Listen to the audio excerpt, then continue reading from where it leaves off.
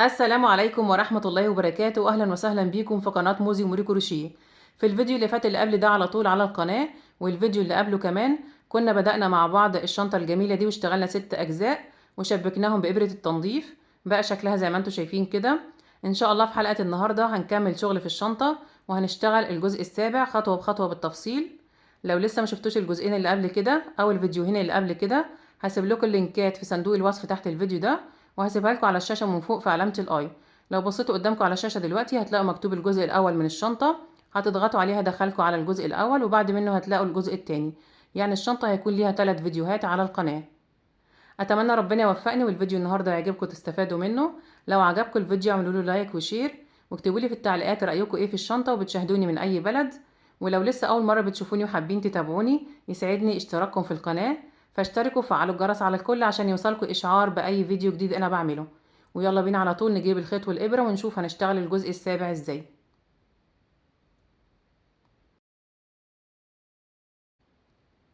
قبل ما نشتغل الجزء السابع، عايزة أفكركم بعدد الغرز في الجزئين اللي احنا هنشتغل عليهم الجزء السابع.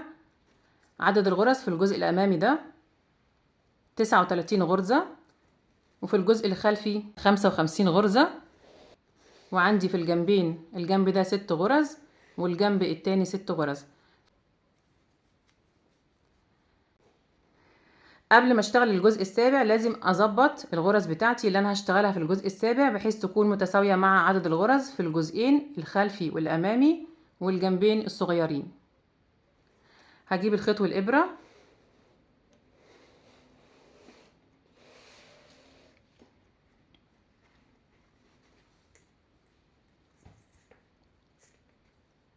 بعمل عقدة البداية،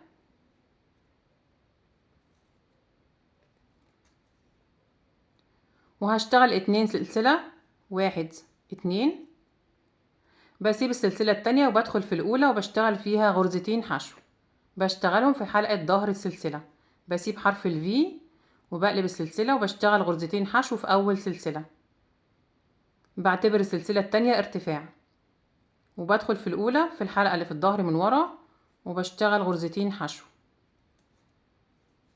1 2.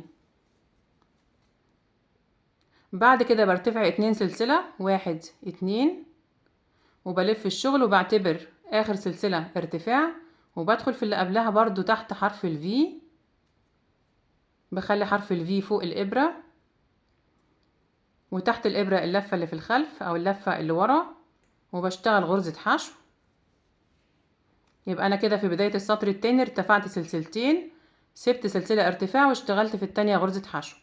بروح على الغرزتين اللي أنا اشتغلتهم في السطر الأول وبشتغل في أول غرزة غرزة حشو واحدة، في الغرزة التانية بشتغل فيها تزايد يعني غرزتين حشو، 1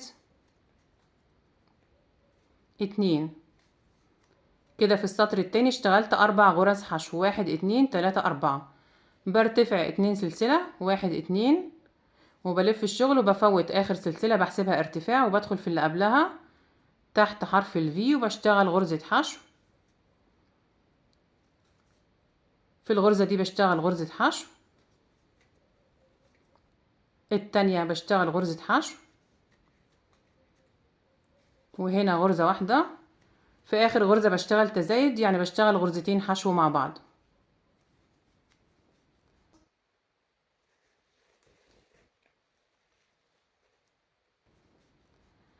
كده أنا اشتغلت في السطر التالت 1 2 3 4 5 6. نخلي بالنا أنا عايزة أشتغل 4 غرز، يكون عندي 4 غرز، 1 2 3 4. كده أنا اشتغلت 3 سطور، هجيب طرف تاني من الخيط وهشتغل 3 سطور زيهم. نخلي بالنا بعمل عقدة بداية وهشتغل بنفس الطريقة، 1 2، بسيب التانية وبشتغل في الأولى في الحلقة اللي ورا 2 حشو،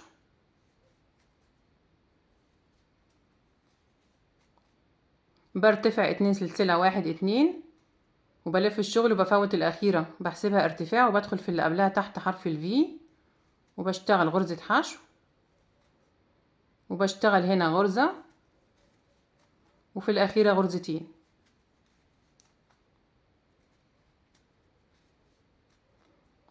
برتفع 2 سلسلة، 1 2، بلف الشغل بفوت الارتفاع آخر سلسلة وبدخل في اللي قبلها تحت حرف الفي وبشتغل غرزة حشو وبكمل على باقي الغرز.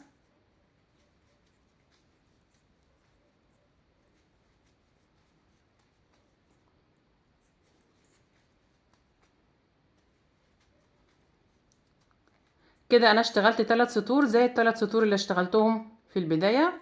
لو عديت من هنا السطور اللي انا اشتغلتها 3 سطور هيبقى عندي 4 غرز، لان سلسلة البداية بحسبها سطر، 1 2 3 4. تمام. بعد كده هعمل ايه؟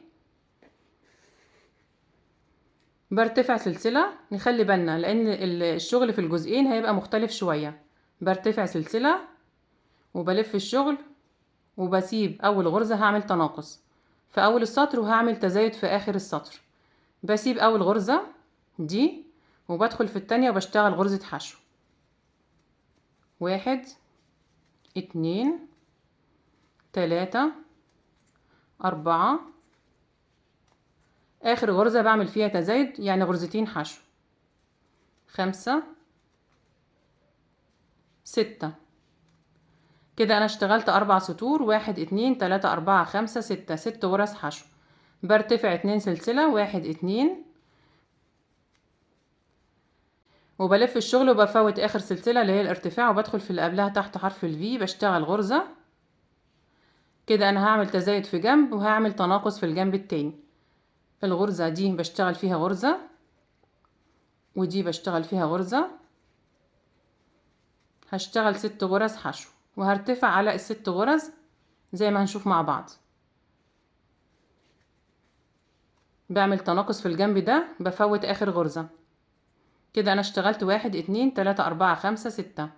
برتفع سلسلة وبلف الشغل وهعمل تناقص في الجنب ده، بفوت اول غرزة وبدخل في التانية، 1 2 3 4 5 6 في نفس المكان. اخر غرزة عملت فيها تزايد. كده انا اشتغلت 6 سطور. ال6 سطور هيدوني قصادهم لو عملت برواز كده 7 غرز. سلسلة البداية زي ما اتفقنا بحسبها سطر، يبقى عندي 1 2 3 4 5 6 7. بسيب الجزء ده كده بعد ما اشتغلت 6 سطور وبروح على الجزء الاول اللي انا بدأت بيه وبكمل بنفس الطريقة لحد ما اوصل للسطر السادس. بس التكملة بتاعتي هتبقى مختلفة.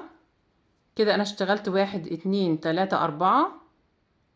هنا ما بعملش تناقص زي ما عملت في الجزء اللي انا اشتغلته ده، بعمل 2 سلسلة ارتفاع، هعمل تزايد في الجنب ده، يبقى انا خلفت الجنبين. الجنب ده عملت فيه تناقص وده عملت فيه تزايد.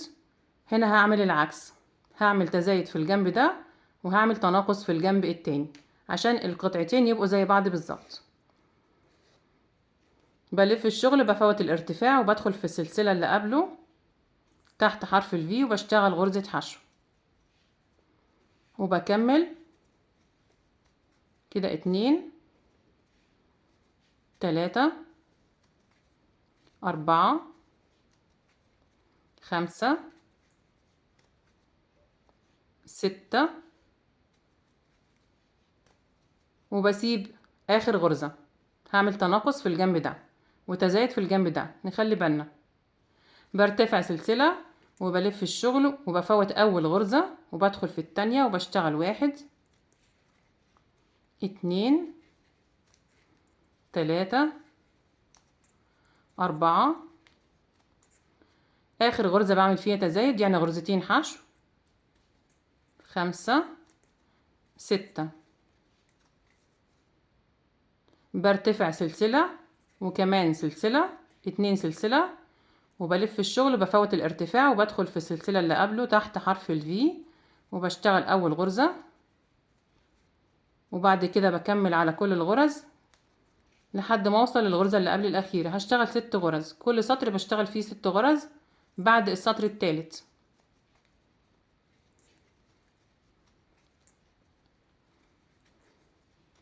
كده انا اشتغلت 1 2 3 4 5 6، يبقى انا كده اشتغلت 6 سطور، 2 4 6. لو جيت اعمل عليهم برواز من هنا هيدوني 7 غرز حشو. سلسلة البداية 2 3 4 5 6 7. تمام. بجيب الجزء التاني، هشيل الابرة كده. لو حطيت الجزئين جنب بعض هلاقيهم قد بعض بالظبط، ونفس شكل السطور وشكل الغرز. اشتغلت هنا 2 4 6 وهنا 2 4 6، هنا 6 سطور وهنا 6 سطور. بس نتيجة الاختلاف اللي انا عملته بعد السطر الثالث في الجزئين، زي ما انتوا شايفين هنا انا اشتغلت 6 سطور وطرف الخيط ناحية هنا في الجنب ده، ناحية الجنب اللي فيه خيط البداية اللي انا عملت فيه تزايد. وعندي هنا طرف الخيط برضو في السطر السادس في الجنب التاني اللي انا عملت فيه تناقص. نخلي بالنا، دول الجزئين اللي انا اشتغلتهم. هعمل ايه بعد كده؟ هثبت الخيط في الجزء ده، بعديه من اللفة اللي كانت على الابرة. انا اشتغلت بجزء صغير من الخيط لان هقص الخيط خلاص، وبثبته وبخليه على جنب كده، وهشتغل السطر السابع في الجزء ده.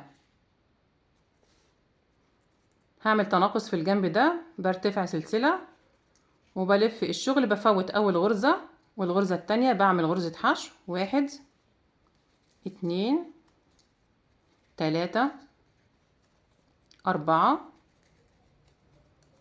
5 6 معاها في نفس المكان، لان ده الجنب اللي انا بعمل فيه التزايد. كده انا اشتغلت هنا 7 سطور وهنا 6 سطور.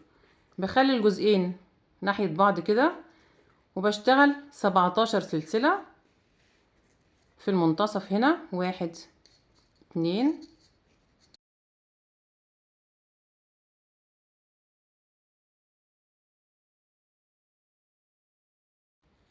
بعد ما اشتغلت 17 سلسلة بجيب الجزء التاني وبخلي كده زي ما انتم شايفين طرفين الخيط بتوع البداية جنب بعض، وبدخل في اول غرزة هنا وبشتغل فيها تزايد يعني غرزتين حشو، وباخد طرف الخيط ده معايا تحت الشغل عشان هقصه. بشتغل هنا في اول غرزة غرزتين، 1 2 ومعايا طرف الخيط، وبكمل لحد ما اكمل العدد 6 غرز كده. 3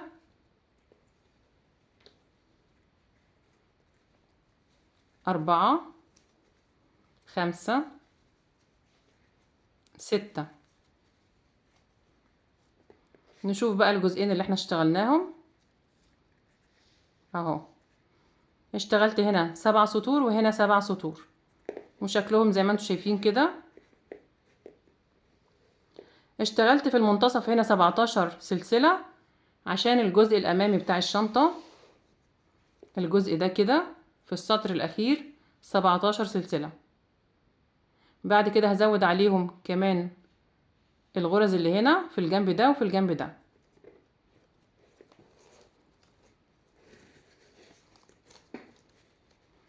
لو حطيت الجزئين دول كده ال17 سلسلة هيبقوا هنا الجزء اللي انا هخيط فيه السوستة، وده ودول هيبقوا الجنبين. بس طبعا لسه هنكمل شغل وهنشتغل عليهم برواز من غرز الحشو. اتمنى يكون الشغل واضح في التصوير. هنكمل شغل بقى في الجزء السابع.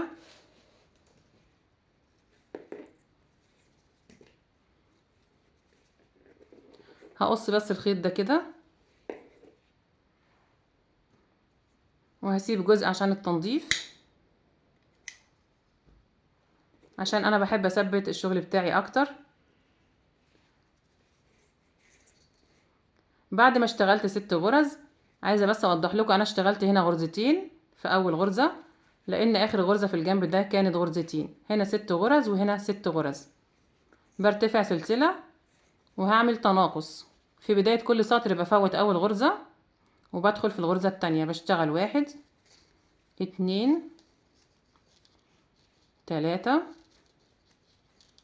4 5. خلاص مش هعمل تزايد بقى في اخر السطر. كده الغرز قلت معايا غرزة، وهشتغل غرز حشو على ال17 سلسلة اللي انا عملتهم في المنتصف. بشتغلهم برضو تحت حرف الفي، بدخل تحت حرف الفي بتاع السلسلة. لو حابين تشتغلوا في اي حلقة من الحلقات التلاتة مفيش مشكلة. بخلي تحت الابرة الحلقة اللي ورا، وفوق الابرة حرف الفي، وبشتغل غرز الحشو.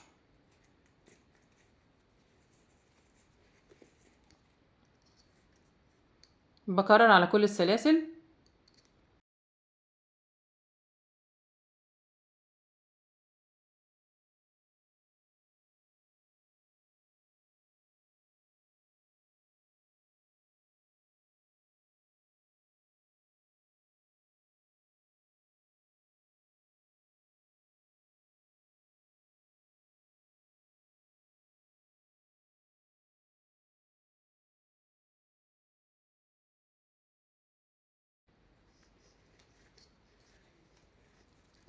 وصلت هنا عند الجنب التاني، هشتغل 5 غرز حشو. 1 2 3 4 5، وبسيب اخر غرزة. يبقى انا كده بنقص غرزة في اول السطر وغرزة في اخر السطر. بنقص الغرزة اللي في الاول ازاي؟ بفوت اول غرزة ما بشتغلش فيها، واخر غرزة بسيبها ما بشتغلهاش. كده انا اشتغلت هنا 5 غرز حشو، في المنتصف 17 غرزة، وفي الجنب التاني 5. يبقى العدد كله 27 غرزة حشو. برتفع سلسلة وبلف الشغل وبنقص اول غرزة، بسيب الغرزة الاولى ما بشتغلش فيها وبدخل في التانية، وبشتغل في كل غرزة غرزة. كده 3 4. بعد كده بشتغل 17 غرزة حشو في المنتصف، وبشتغل 4 في الجنب التاني، وبفوت اخر غرزة. هكمل لحد ما اوصل لاخر السطر وارجع لكم. وصلت اخر السطر، اشتغلت 25 غرزة حشو، 4 في الجنب ده و17 في المنتصف و4 في الجنب التاني، وفوتت اخر غرزة ما اشتغلتش فيها. هشتغل بنفس الطريقة وارتفع بالشغل بتاعي لحد ما اوصل بعدد الغرز يكون 7 غرز حشو في اخر سطر. بنفس طريقة التناقص برتفع سلسلة وبلف الشغل وبنقص في اول السطر غرزة وفي اخر السطر غرزة. بفوت اول غرزة في السطر وبدخل في الغرزة التانية، وبشتغل اول غرزة في السطر الجديد، وبكرر على كل الغرز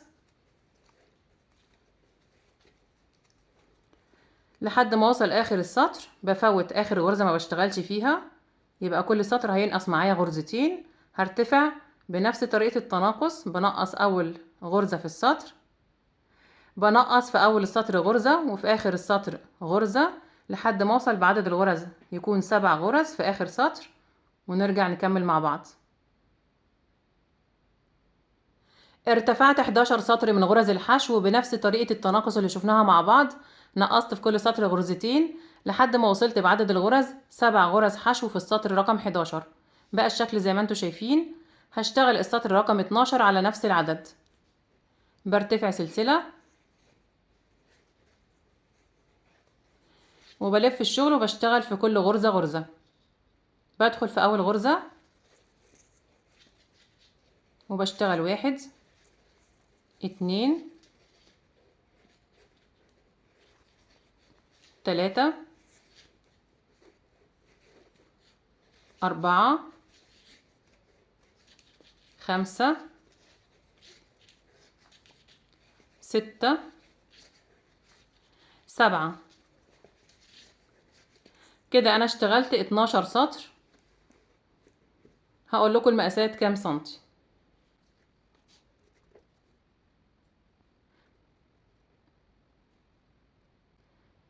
مقاس العرض 25 سنتي، والارتفاع 11 سنتي. قبل ما اكمل شغل هنضف بس الجزء ده كده من الخيط.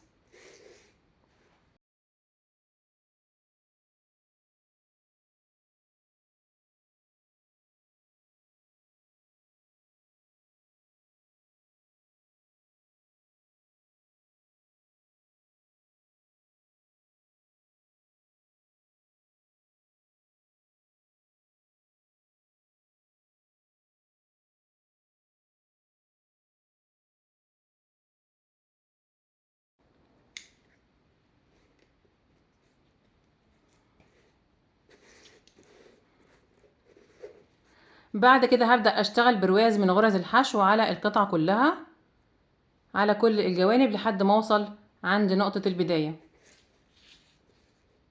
بدخل في اخر غرزة تحت حرف الفي، اخر غرزة انا اشتغلتها في السطر الاخير تحت حرف الفي، وبسحب الخيط وبشتغل غرزة حشو. دي اول غرزة في البرواز. بنزل على السطر اللي قبله هنا كده وبشتغل غرزة. نخلي بالنا طريقة البرواز هتختلف شوية عشان اظبط الشكل اللي انتوا شايفينه ده. بنزل في السطر اللي قبله تحت لفتين من الخيط وبشتغل غرزة.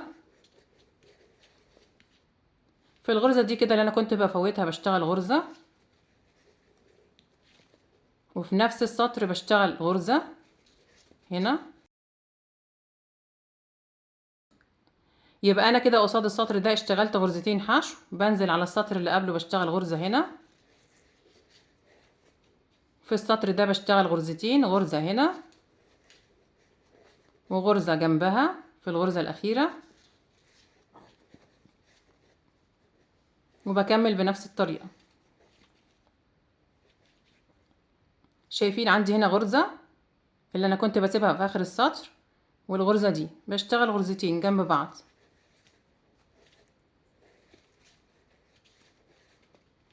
عشان اظبط الشكل زي ما انتم شايفين هكمل بنفس الطريقة لحد ما اوصل عند الغرزة اللي في الزاوية دي. وصلت هنا عند الغرزة اللي في الزاوية هشتغل فيها حشو سلسلة حشو.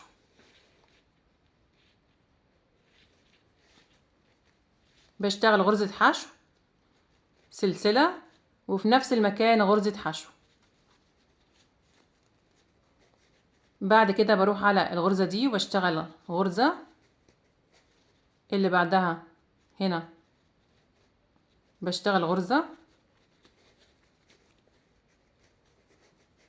وفي الغرزة اللي في الزاوية التانية بشتغل حشو سلسلة حشو.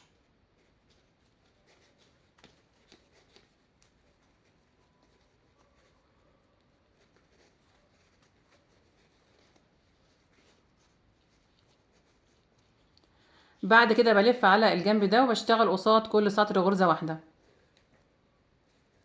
وباخد معايا طرف الخيط بتاع البداية.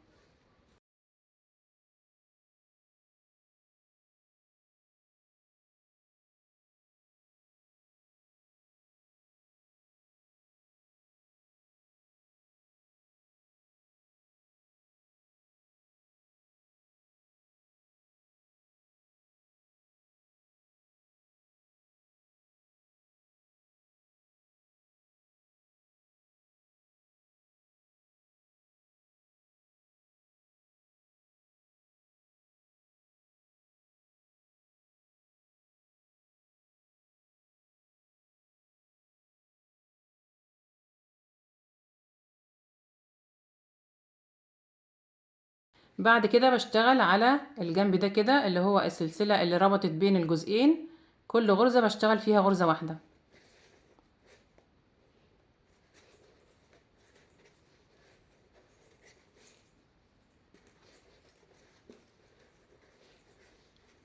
هكمل لحد ما اوصل عند الغرزة اللي في الزاوية دي. وصلت هنا عند الغرزة اللي في الزاوية هشتغل فيها حشو سلسلة حشو، وباخد طرف الخيط بتاع البداية معايا بشتغل غرزة حشو سلسلة وفي نفس المكان غرزة حشو. بلف على الجنب ده وبشتغل هنا غرزة وهنا غرزة، وفي الغرزة اللي في الزاوية دي بشتغل حشو سلسلة حشو بنفس الطريقة.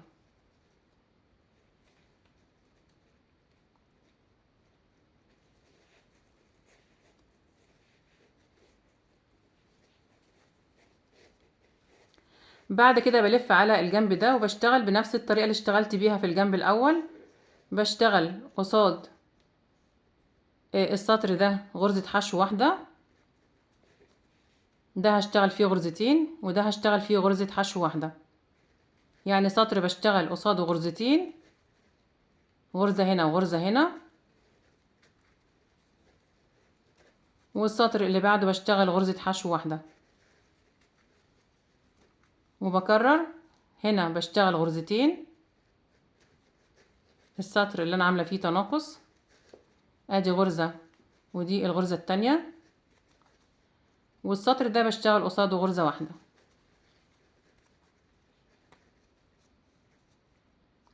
هكمل بنفس الطريقة لحد ما اوصل هنا عند الغرزة اللي في الزاوية دي.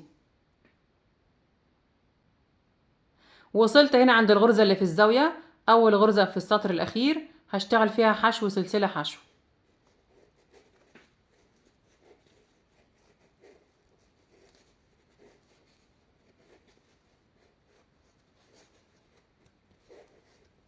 بعد كده بشتغل على كل غرزة غرزة،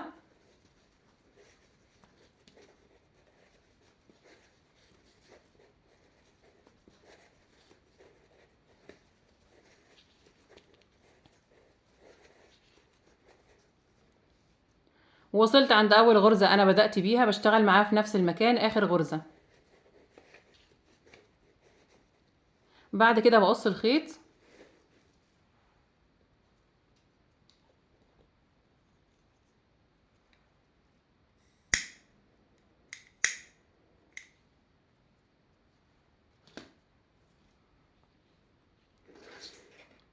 وبسحبه من الغرزة الأخيرة،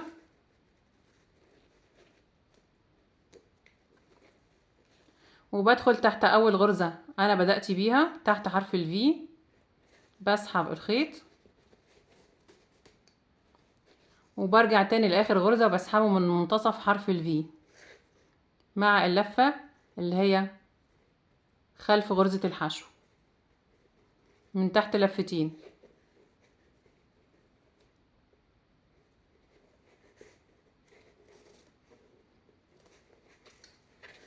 كده انا كونت السلسلة اللي بين الغرزتين بين اخر غرزة واول غرزة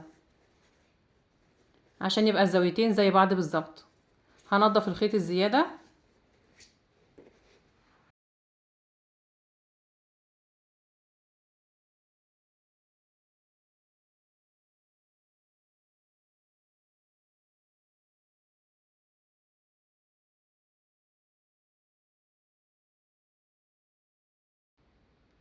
بعد ما نضفت الخيط الزيادة. ده الشكل النهائي للجزء السابع.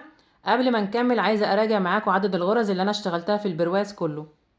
هنبدأ من هنا كده، اشتغلت في الجنب ده 17 غرزة حشو، وفي الجنب ده 9 غرز حشو، في الزاوية دي اشتغلت حشو سلسلة حشو، في الجنب ده اشتغلت 2 حشو، في الزاوية دي اشتغلت حشو سلسلة حشو، وفي الجنب ده كله اشتغلت 55 غرزة، في الزاوية دي اشتغلت حشو سلسلة حشو، في الجنب ده اشتغلت 2 حشو، وفي الزاوية دي اشتغلت حشو سلسلة حشو. عدد الغرز اللي انا هخيط عليها او هشبك فيها الجزئين مع بعض المفروض ان هما 67 غرزة. انا عندي غرزتين زيادة في الجزء ده عن عدد الغرز اللي انا هشبك فيها في الجنب الخلفي. عدد الغرز هنا 55 غرزة زائد 6 في الجنب ده و6 في الجنب ده، يبقى الغرز اللي انا هشبك فيها هنا في الشنطة 67 غرزة، والغرز اللي انا هشبك فيها في الجزء ده 69 غرزة.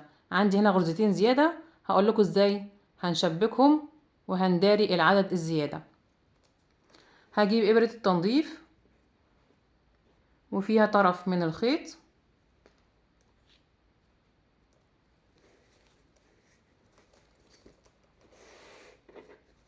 ده الجزء اللي احنا اشتغلناه الجزء السابع، هيبقى كده عبارة عن تكملة للجنبين والجزء اللي فوق. انا هبدأ اشبك من الجنب ده كده.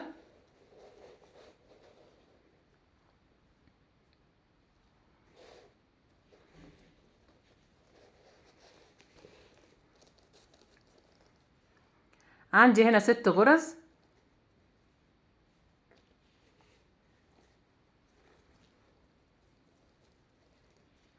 هرفع بس الكاميرا شوية وارجع لكم تاني. هبدأ اشبك الاجزاء مع بعضها. هبدأ من هنا من السلسلة اللي بين الغرزتين، السلسلة اللي انا اشتغلتها بين غرزتين الحشو اللي في الزاوية.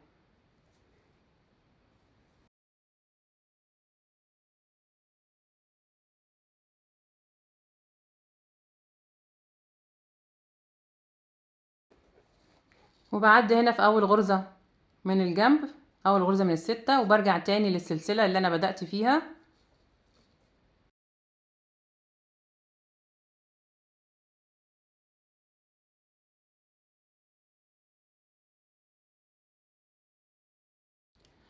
بدخل في الغرزة التانية مع الغرزة المقابلة ليها،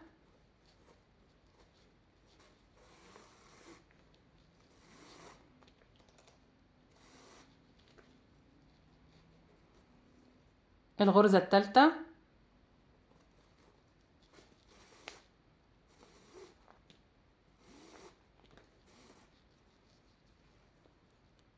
الرابعة،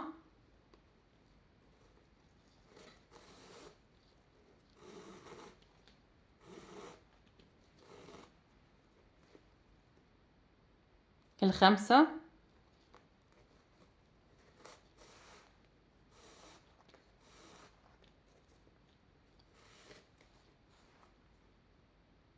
الغرزة السادسة.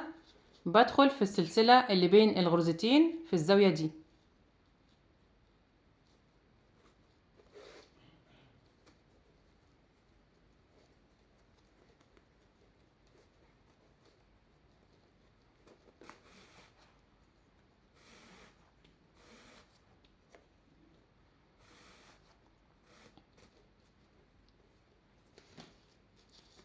باجي هنا في الغرزة الأولى، بدخل في الغرزة اللي قبلها اللي أنا خيطت فيها الجزء ده كده عشان أخيط الغرزة الزيادة في الجنب ده. بدخل فيها هنا كده،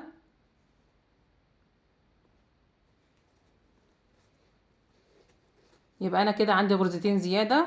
دي أول واحدة خيطتها، والتانية هخيطها في الجنب التاني.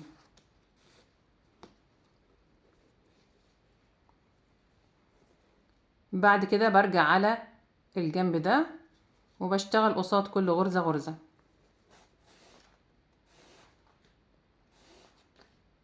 وبخيط كل غرزتين مع بعض من تحت حرف الفي، نفس الطريقة اللي خيطنا بيها الأجزاء اللي قبل كده.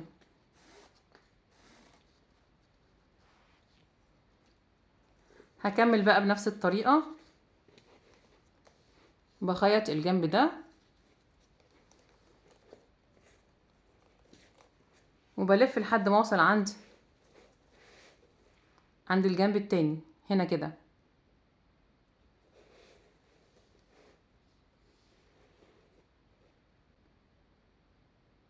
وصلت هنا عند الجنب التاني وخيطت اخر غرزة في الجنب الخلفي هنا. بخيط الغرزة الزيادة في الغرزة بداية الجزء اللي تحت، بدخل كده مع الغرزة اللي هنا،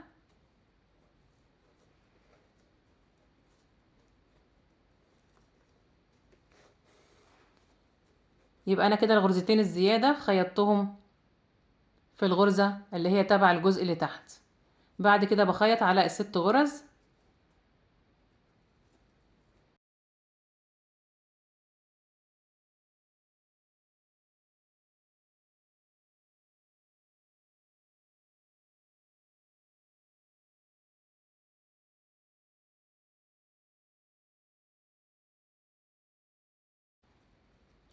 كده انا خلصت خياطة. بعدي الخيط ناحية جوه وبنضفه وبقص الخيط الزيادة.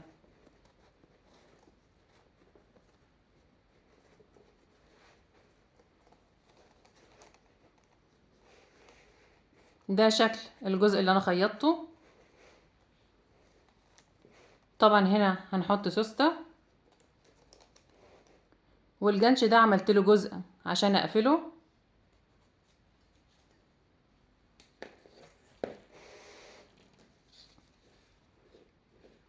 دي ايد الشنطة اللي انا هخيطها. اشتغلت 5 سلاسل زائد سلسلة ارتفاع، وارتفعت على الخمس سلاسل 14 سطر من غرز الحشو، وخيطت فيها الحلقة نص دايرة من الجنب ده، والحلقة المستطيلة في الجنب التاني. تقدروا تشتغلوها بأي مقاس انتوا عايزينه. هخيطها هنا. طبعا الجنش هيقفل هنا في الحلقة دي.